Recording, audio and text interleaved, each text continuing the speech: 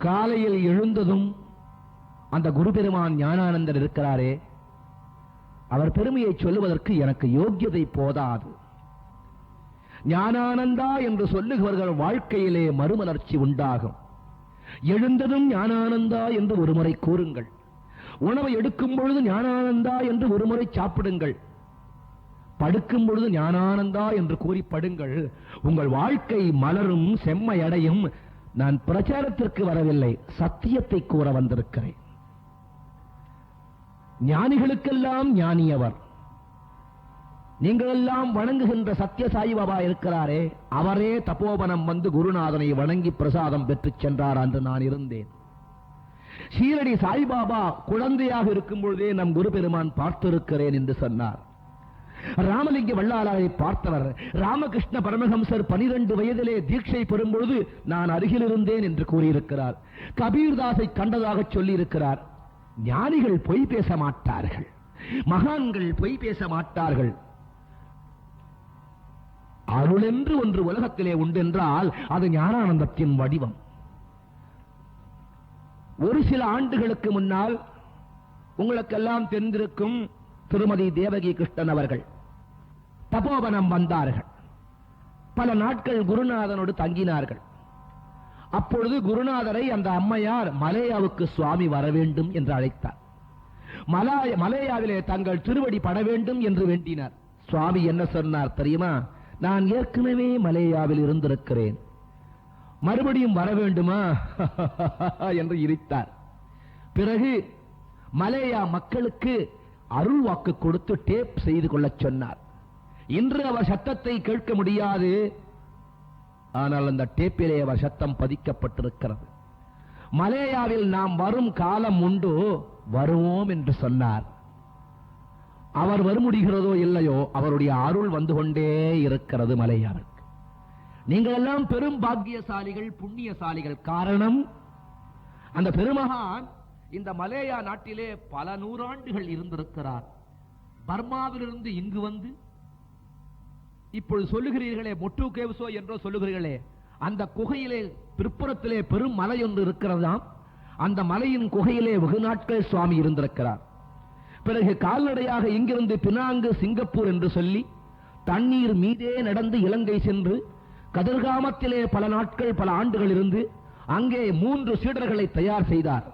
ஒருவர் பால்குடி பாபா, மற்றவர் பெரியான குட்டிச்சாமி, மற்றொருவர் சித்தான குட்டிச்சாமி. இவர்களை உண்டாக்கி பிறகு கதிர்காமச்சாமி என்பவரையும் உண்டாக்கி தன்னுடன் அழைத்துச் சென்றார். தஞ்சை மாவட்டம் வழியாக இந்தியா வரும் பொழுது சீர்காழியிலே அந்த கதிர்காமச்சாமி சமாதியாக வேண்டும் என்று வேண்ட, இன்றும் அந்த கதிர்காமச்சாமியினுடைய சமாதி சீர்காழியிலே இருக்கிறது. பிறகு சுவாமி பாரதம் முழுதும் சுற்றி மக்களுக்கெல்லாம் அருள் செய்து கடைசியாக திருக்கோவிலூர் அருகே 3 மைல் கல் அளவிலே தபோவனத்திலே குடிகொண்டு இன்று என்றும் அனைத்து உள்ளங்களிலும் குடிகொண்டு வாழ்கின்றார். அப்பேற்பட்ட குருபெருமானுடைய கருணை உங்கள் அனைவருக்கும் கிடைக்கட்டும். காலை ஒரு முறை, மதியம் ஒரு முறை, இரவு படுக்கும் ஒரு முறை ஞானானந்தா சரணம் என்று கூறுங்கள். கூறிய பிற்பாடு கொஞ்ச நாள் கழித்து அந்த அனுபவம் உங்களுக்கு வழங்கும். திருக்கோயிலூரிலிருந்து 3 மைல், தென்பெண்ணையாரின் இடதுபுறம் திருக்கோயிலூர், வலதுபுறம் தபோவனம். ஆசியா கண்டத்திலேயே பெருத்த ஆசிரமம் தபோவனம் தான். சுமார் 50 ஏக்கரா அளவிலே கட்டிடங்கள் மட்டும் அமைந்திருக்கின்றன. யாரும் எப்பொழுதும் வரலாம், தங்கலாம், அங்கேயே இருக்கலாம். வாருங்கள், உங்கள் வாழ்நாள் முழுவதும் சோறு போடுகிறேன், கட்டிக்க துணி வேண்டுமா கொடுக்கிறேன். யார் எப்பொழுது வந்தாலும் வா வா, வானமாளாவும் மாமரமே, என்னை வாவென்று அழைக்கும் தபோவனமே என்பது போல் எப்பொழுதெல்லாம் உங்களுக்கு தோன்றுகிறதோ வாருங்கள். அங்கு வந்தால் அந்த அமைதி உங்களுக்கு வேறு எங்குமே கிடைக்காது, அப்படி கிடைக்கும். அப்பேற்பட்ட தபோவனத்திற்கு அங்கேயே தங்க வேண்டும் என்றாலும் வரலாம். நாங்கள் கொஞ்ச நாள் தங்கி அங்கேயே சமைத்து சாப்பிடுகிறோம். பாத்திரங்கள் தருகிறேன் சமைக்க. 10,000 பேர் சமைத்து சாப்பிட பாத்திரங்கள் வைத்திருக்கிறோம். சமைத்து சாப்பிட வேண்டுமா? சமயக்கட்டு தருகிறோம், பாத்திரங்கள் தருகிறோம்.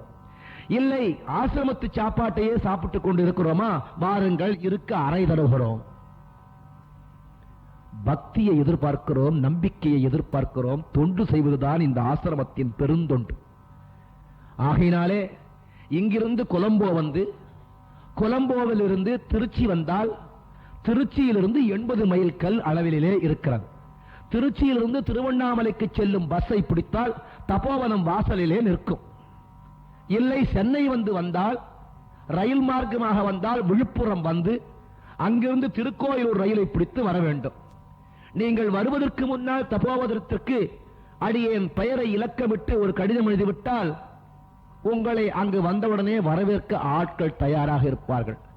கடிதம் எழுதாமல் வந்தாலும் நாங்கள் எல்லாம் மலேயாவிலிருந்து வந்திருக்கிறோம் என்று சொன்னால் போதும், உங்களை தனித்த முறையிலே கவனிப்பார்கள். ஆகையினாலே அனைவரும் வாருங்கள். பாரதத்திற்கு வந்தால் அந்த குரு பெருமான் திருவிளையாடல் புரிந்த அந்த புனித தலத்திலே ஒரு நாளாவது வந்து தங்குங்கள் என்று உங்களை அழைக்கின்றேன். எப்பொழுதும் யாரும் எப்படியும் வரலாம் என்று கூறி விடைபெறுவோம்.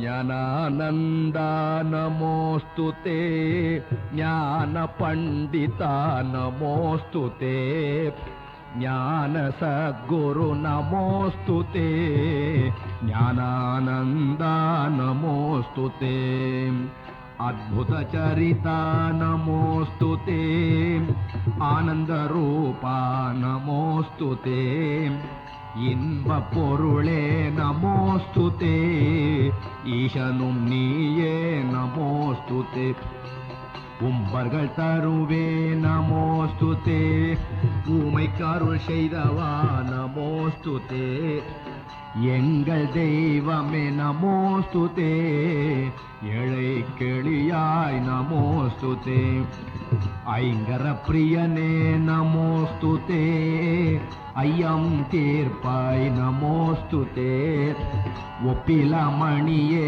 நமோஸ்துதே, ஓங்கார பொருளே நமோஸ்துதே, ஔஷதம் நீயே நமோஸ்துதே, அனைத்தும் நீயே நமோஸ்துதே, ஞான சத்குரு நமோஸ்துதே, ஞானானந்த நமோஸ்துதே.